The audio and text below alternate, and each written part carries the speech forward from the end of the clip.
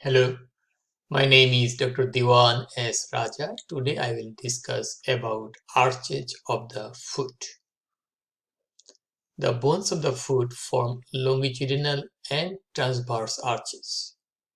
The arches absorb and distribute downward forces from the body during standing and moving in different directions. We have longitudinal arches and transverse arches. Longitudinal arches are medial and lateral. Transverse arches are anterior and posterior. Anterior transverse arches are complete arches. Posterior transverse arches are semi-dome or half-dome shape arch.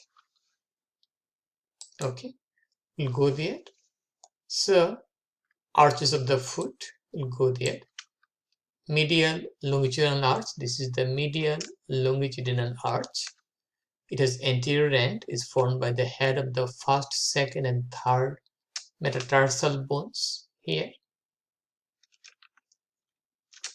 Posterior end, medial tubercle of the calcaneum, summit, superior articular surface of the body of the talus,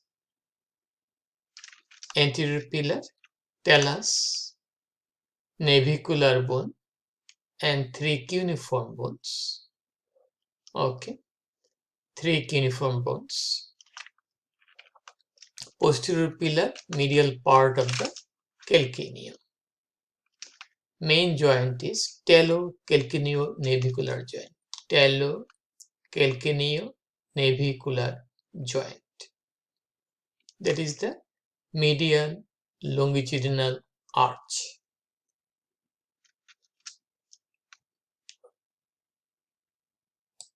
Okay.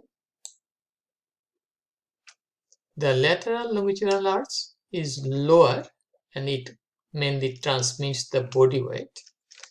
Anterior end, head of the fourth and fifth metatarsal bone here. Posterior end, lateral tubercle of the calcaneum, summit articular facet on the superior surface of the calcaneum, and at the level of the subtalar joint, anterior pillar, cuboid bone. This is the cuboid bone, and by the fourth and fifth metatarsal. Posterior pillar, lateral half of the calcaneum. Main joint is calcaneo-cuboid joint. Calcaneo-cuboid joint. That is the lateral longitudinal arch.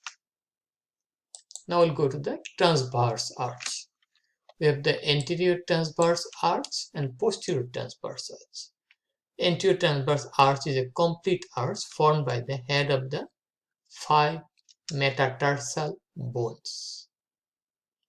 Posterior transverse arch is half dome formed by the cuneiform, medial cuneiform, intermediate cuneiform, lateral cuneiform, and the cuboid bone. So two posterior transverse arch will complete a total dome, otherwise it is half dome. So we got lateral longitudinal arch, medial longitudinal arch, anterior transverse arch, posterior transverse arch. Okay. Support for the arch of the foot, how they are supported, shape of the bone. Bones are cuboid shape bone, like the tarsal bones, like the medial cuneiform, intermediate cuneiform, lateral cuneiform bone, like wedge shape. Okay, so the shape of the bone is important. Ligament, all ligaments, particularly plantar calcaneo-navicular ligament, plantar calcaneo-navicular ligament or spring ligament here. Long plantar ligament, we have the long plantar ligament, short plantar ligament. All ligaments work, but these are most important.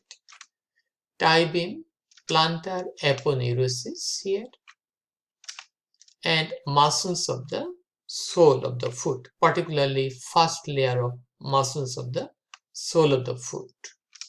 Slings, tendon of the tibialis anterior, here tibialis posterior, plus we also get support from the tendon of the flexor hallucis longus, which passes under the sustentaculum tali, okay, the flexor hallucis longus tendon. We have also flexor digitorum longus that also contribute as a slings. Okay, we learn some clinical anatomy. This is the medial longitudinal arch. There is a lateral longitudinal arch. This is normal footprint. Okay, a site of weight transmission.